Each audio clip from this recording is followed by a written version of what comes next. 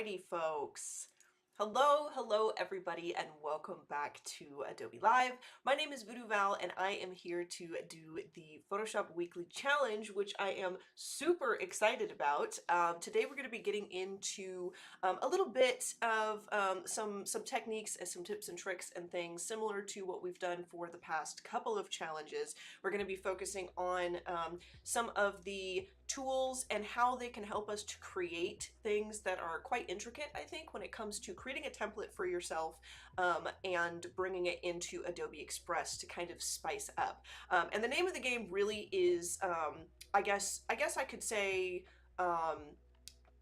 short and simple techniques used to great effect. So we're going to be diving into some curvature pen tool today. We're going to be diving into some noise brushes and things, which are, as I said, they're things that we've used before, but today we're going to be focusing on lighting, like a quick lighting fundamentals challenge, and we're going to use that to create a 3D form out of flat shapes, and then we're going to create what I think is a pretty darn neat animation. So before we jump into what we've got planned for today, I'm going to pop over and show you folks where you can get involved with me for this challenge, where you can find all of your starter files and all that good stuff, and then we'll dive into it. So let's pop over to my main screen here. So if you are hanging out over on Behance, then this probably looks pretty familiar to you. Just a word of warning to folks in the chat. I am pre-recording this, so if you're in the chat right now and you're like, hi, I can't see you, but don't worry, I will probably be in the chat. So this is the challenge page, or what will be the challenge stream page once everything is live. Probably pretty familiar to you unless you are watching over on YouTube, at which case you can still find all of this information I'm going to go over in the description of the YouTube video. But if you scroll down here, you'll see there's an area where you can click this link to get your starter files. You can join the Discord and share your work, or you can find more challenges on the landing page. So we're going to pop over to the landing page real quick because it shows you the challenge set that we're working on. So we are working on the set from April 1st to May 3rd, and it has a little how does it work 1 through 4 here, where you can scroll down and take a peek at all of the ways you can get involved with the challenge, similar to what I just went over. You can scroll down and see that all of the challenges will be unlocked. Today's challenge is not there because, like I said, I am recording this ahead of time, but when you guys see this, there will be another tile here, very like this, that says the name of our challenge, a little information about it, a get started button you can press, and you can also come back here and watch the video. If you're interested in finding more challenges from previous sets, you can also scroll down just a little bit farther and you can see all of our previous Photoshop challenge sets are all right here. And you can actually scroll through them, and you can still watch the videos, get the starter files, all that good stuff, and hit watch all if you'd like to go to everything for that set. It's a very useful landing page for all of your challenge needs, so definitely check that out. But if you are looking to kind of get started and follow along with me today, you can hit that starter file button and it'll bring you over here to Dropbox, where you will be able to download the challenge file that we're going to be working on today. And then I'm also going to kind of give you a little sneak peek of what we've got to work with. So if I come over here to Express, like I said, we're going to be doing like this whole challenge set. We're going to be creating things in Photoshop and then uploading our files using the Start From Your Content button. And you can see I've done a few tests. There's a lot of them that are familiar if you've done previous tests, and you'll see there's a lot of tests as well done with some of the challenge elements for today.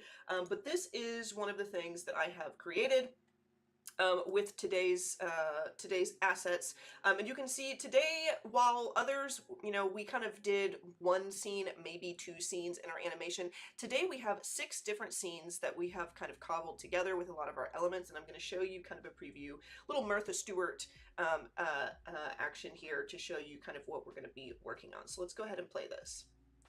Gonna have everything slide in, and I have this little eyeball effect in the center here, kind of looking like it's looking around, and then the eye will kind of roll up, which I think is pretty cool. So we're going to be taking these shapes and we're going to be detailing them to kind of give them this lit effect from the center, and then use these scenes to stack and create a really interesting gesture. So let's pop over to my Photoshop screen because we're going to take a look at everything really close up. So in your starter files, in your challenge files, you will see that there is a folder here, a group. So if we undo that group, let me go ahead and kind of bump this up here so we can really see all of our elements here. If you take a look in here, you'll see, as always, I do put all of the info in its own group so that you can hide it. And our description for our challenge today says, use noise, textures, and brushes to add 3D form to flat shapes, upload your project files to Express, and create a unique revolving animation gesture that will allow your social media, or will wow your social media followers. Allow them to feel wowed, so to speak. So I really like these organic shapes. You have your info, which you can hide. You also have your color palette here, which I have provided to you so that you can just kind of use the eyedropper tool, hitting Alt on the keyboard. If you are using or selected on a tool already that uses color, you can select any of these shades, these hues, which I think look pretty darn nice together. But you can hide all of that. In fact, what I actually prefer to do is just to come into my info and hide the description, because I kind of like the challenge information up there, to be perfectly honest. I kind of think it looks neat. It's like a poster title of sorts. So I'll leave that there. And then we can open our shapes folder, and you can see that all of these are separate, and we have a little circle here. And then I do have like kind of a guide that would allow you folks to kind of trace over top of some of these elements. And it's really up to you if you want to do that. I'm going to go ahead and hide the guide because I do have my shapes already made, but I'm going to give you a quick tutorial on how I created those so that you can either make the same shapes that I made or do a little experimenting on your own if you would like to kind of do your own thing, which is highly encouraged. Your challenge never has to end up looking like mine. In fact, if you decide that you feel confident enough to experiment with some different elements in your piece, I think that you should do that. So let's go ahead for now. Let's go ahead and hide a couple of these shapes.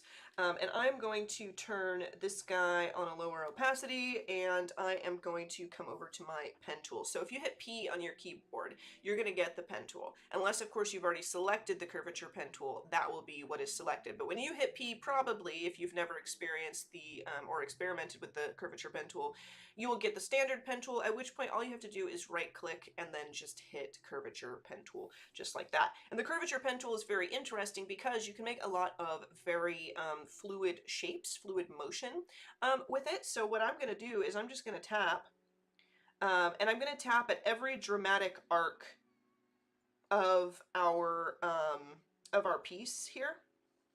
And you can see that it starts to create this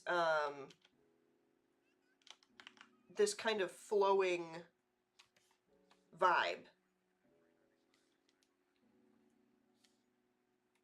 Like so, which that's kind of neat, you know. Honestly, that actually looks pretty darn good. And a reason why I really like the curvature pen tool, as I've said previously, is that it allows me to create a nice organic shape without worrying about some of those elements being a little I would say irregular, because using the pen tool sometimes does create a strangeness if you are not as adept at using the pen tool as some others may be. Also, just I just kind of clicked my fill color here and just changed to a darker color so we could really see it. And you can also come in here and change this. So if I wanted to, let me turn that back to a dark color. First of all, if I want to kind of make these sharp instead of the rounded versions here, I can hold Alt and I can just click, and that gives me my pointy shapes here, kind of like the reference shape. I can also select and hold Control, and I can start to, as long as I tap to select just one of these points, I can actually start to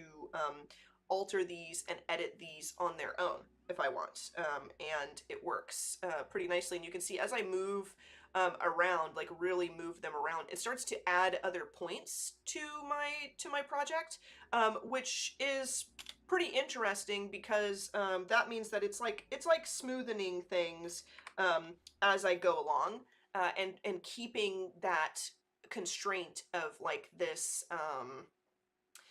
very fluid motion with my piece. And I honestly, I kind of like this, you know, like why not? This is actually pretty neat. You could do something, like I said, do a different kind of shape or whatever, but what I would suggest for the kind of gesture we're doing is to do something a little wavy, because we're going to be creating that eye effect. So I'm going to go back to my shapes that I had created already. You feel free, like I said, to experiment however you like. And now what we're going to do is we're going to create kind of a lighting situation that will allow us to kind of give the effect that there is like a light source coming from our pupil, our eye. So I'm going to go ahead and just select these shapes, and I'm going to start to orient them in a way that I think is interesting. So we do want to create the eye kind of vibe here, so I'm going to go ahead and just kind of put that like so. I think that looks pretty cool. And I'm going to then turn this one here like so. And I'm also going to hold shift as I'm doing this. This is going to work wonders to kind of constrain the orientation as I make my way through the transform portion here, so that I know that I'm turning my element at the proper, what would that be? Like I'm snapping it to be like properly horizontal rather than just like trying to guess that it's straight when I flip it to the side. So I think actually this needs to maybe come in here. In fact, we could even make this larger if we wanted to. Like if we want this to kind of hang over the edge. Let's hide this one and let's duplicate what we've got here, and I'll hold shift to snap it so that it's perfect. And then I'm just going to put that right there. And the idea here is, let's go ahead and select these. I'm just holding shift to select the grouping of layers that I want. And then we can move that into the center there. So that's like a pretty good eyeball shape, I think. We can even hit V on our keyboard and then use our arrow keys to make it even more precise, which that right there looks pretty darn precise to me. And I'll make sure that it's centered, however, because that looks pretty good. And then I am just going to start duplicating. Let's Control J or Command J if you're working on a Mac. I'm going to start duplicating things, and I'm going to start bringing these around to other places in my project that will allow me to start to kind of create this this wave effect. And I personally, I'm not being like uber precise about this. I don't think that we need to be, but just like creating some interesting pieces here I think would be neat just to kind of stack around. I think that would be fun. Let's go ahead and actually, I kind of want to put this somewhere over here, truly. Let's grab this one, and I'm just going to start staggering these in an interesting manner. I think that needs to go there. I think that would be interesting. And then let's grab this one, put it up here. I'm not going to be crazy about it because you'll notice it's not actually perfectly symmetrical. We didn't make this shape with like perfect symmetry in mind, but I don't know that that matters really. I really don't. I think that we can be a little organic and interesting with this without making it perfect. So there, that's cool. And then let's do some on the top because we're going to need some on the top. Let's put this guy right here, maybe. Perhaps. We could also, let's flip this around. Maybe we can put it on the other side. If we decide we want to go like right there. I think that looks good. We'll duplicate it again. Let's put this right here. Maybe a little guy in the corner. Kind of neat. Just something artistic. Why not? You know, like I think a little bit of asymmetry and interest could be kind of a cool thing here. And I suppose also that it's kind of overlapping my title, but let's maybe center the title. Let's put our little color combo there, and then let's kind of make this smaller and just have that nestled right in there. That's kind of cool to me. Why not? I mean, I think that there's a lot of things that you could do with this, and if you're making like a legitimate social media post, you might like to do, you know, some information there, but that makes more sense than just, you know, challenge number 3. But that's kind of cool. We kind of created like a little pocket for some of our elements here. And so we have a little eyeball, and we have these interesting wave shapes. Now what we're going to do is we are going to start kind of using our brushes to light this. And what I want to do is create a light source, give the effect that these flat shapes are actually 3D, and they're being lit from the source of the pupil. So here's how we're going to do that. First, we're going to create a little bit of light with our eye. So I'm going to grab our sphere here. I'm going to lock the transparency with our little checkerboard here so that anything I paint on this layer now is already, it's going to be locked to what's already there on the layer. I'm going to hit B on my keyboard and grab my handy dandy dissolve brush, because it is a great way to add a lot of context and texture to a piece in a short amount of time, like we have for these challenges. And I do that just by grabbing the soft round pressure opacity brush, which is default within Photoshop, and setting the mode to dissolve. Now, if you go to do this and then you realize that when you try to use your brush, it's not working, just make sure that the mode isn't highlighted. You can hit escape on your keyboard and it will do that. And then we're going to come in here.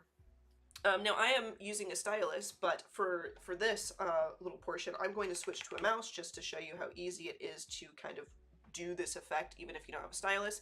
And I'm just going to tap in here because I want this to start looking bright, like there's light coming from inside of it. And with that selected, I'm even going to come over here to my color panel and grab a brighter color. If you don't see it, you can go to Window, Color, and it will kind of pull that up for you. And then let's also click in the center here to make the center of it even brighter, which I think that looks honestly pretty neat. I do.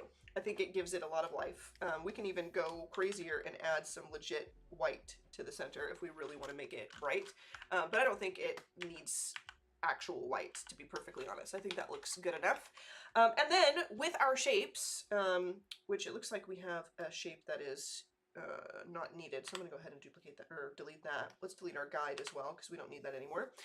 We are now going to be adding this lighting to the other pieces here. Now we've got a lot of shapes here and I don't have time to go through and organize all of them perfectly, so what I'm going to do is use my my move tool to select onto the proper elements. So I'm going to, first of all of these shapes, I'm going to hold shift and select the top and bottommost shape that I would like to select, and I'm going to lock the transparency for all of these. You can see it kind of gave me my lock on all of those. If I select the lock transparency with everything selected, and then I will hit V on my keyboard to select my move tool, and we're going to snag this guy right here. And in here, let's grab this, maybe this like second darkest blue, and I'm just going to press down, hold shift, and drag my brush. So that basically keeps the brush itself straight, so I can just add a little bit of light right there.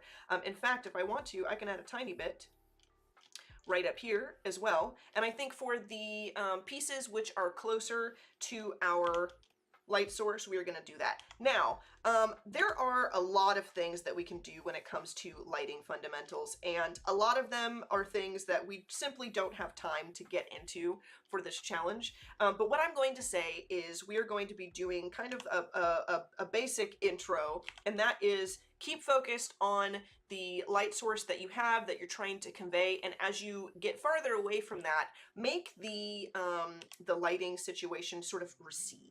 And you'll see what I mean by that as I start to put this in here. You can see like I did lighting on both sides of this, kind of giving like this interesting backlight look, and this is stylized, you know. But as we sort of make our way through, we're going to start adding less and less to these little pieces. And you can see I am just clicking, let's make sure that we actually do this properly. I'm just clicking V on my keyboard and selecting these elements. And because the transparency is locked in all of them, as I select them, I can start adding a little bit more and a little bit more to each of these. And I don't have to worry about going out of the lines or something like that. So let's go ahead and add that. And if you want to get uber fancy, you can even start adding kind of a darker color to the very edge if you want. So if I want to select this blue and grab like a black, it would maybe be interesting to come in. Let me make sure that's like a dark color. Maybe it'd be interesting to come into these even farther pieces and add just a tiny bit of dark to them. You know, maybe whatever it is you want to do. I think that could be cool, to be perfectly honest. But we're not gonna do that much detail. We're gonna leave it just like this because I think that adds kind of an interesting bit of intrigue. And here's how we are going to add this to Adobe Express. So I'm going to go ahead and save this, and we do have, I would say just maybe 2 or 3 minutes left here.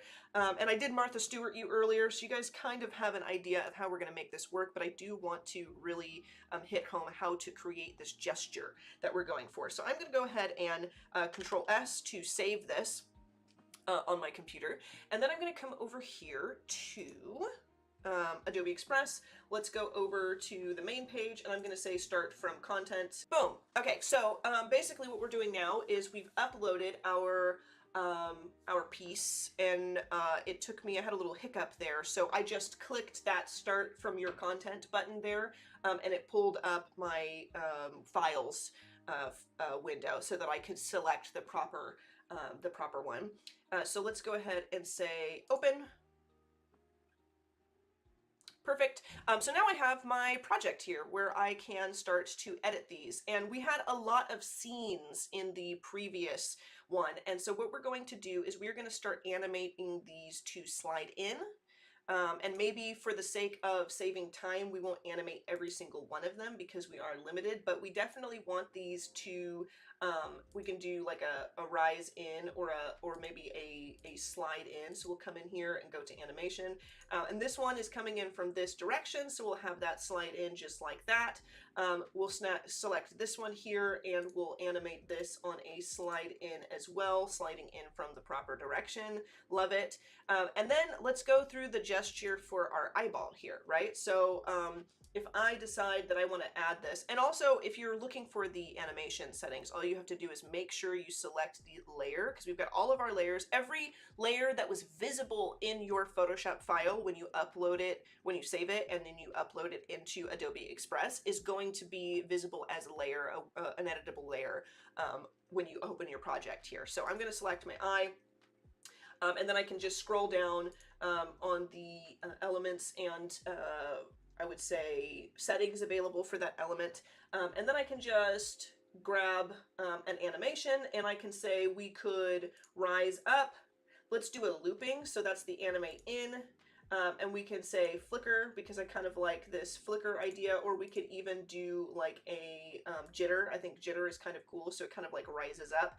And then the only thing with this though is that the rise sort of happens and you can see it underneath all of my elements, which that's not bad if you don't mind it, but if you do not want it to show, then I would say click your background here, duplicate that background, put that background over top of your eyeball, and you can mask that like so if we just bring that shape down to here. So then, you know, as that rises up, it's rising up behind that background piece. So that's, you know, that works as like kind of a barrier. But if we play that, boom, they kind of slide in there, that eyeball, that pupil is there. And then when I added other scenes, if we go ahead and kind of crank this back just a little bit. When I added other scenes, I hit the little menu here on my scene and said duplicate so that I have all of the same elements within that scene. You will have to kind of turn your animations off or be smart about it and duplicate it before you add animation gestures. But then what I did was I came over here to my eyeball and I decided that I would turn off the in animation so that when it gets to this scene, the eyeball is still doing its jitter, and then I can have it animate out in the direction I want the eyeball to look. So if I go ahead and add another slide, we can slide it out that way. and we can kind of bring this down to like a second. We will duplicate this, and then we will change that gesture. So we'll come over here and we will animate it. We will take the slide out off, and we will add an animate in and have it slide in from the direction it slid out last time. So that creates this. Slide in, you know, and then it looks, you know, so it kind of like, the eyeball kind of dips over one way, and then you just do it the opposite direction. So it kind of goes whoop, whoop, which you will get if you, here, we'll look at our previous idea. Boom. So they come in, and then I have my scene, so it dips one way, dips the other way, and then I just had it animate to rise out so that it looks like an eyeball that's like looking up at you, looking around, and then rolling up, which I think is pretty cool. So thank you all so much for joining me. I hope that you have enjoyed this challenge. I do have to take off, so I hope that you folks are going to be sticking around for all of the content coming up next, and I will see you another time. Adios, folks.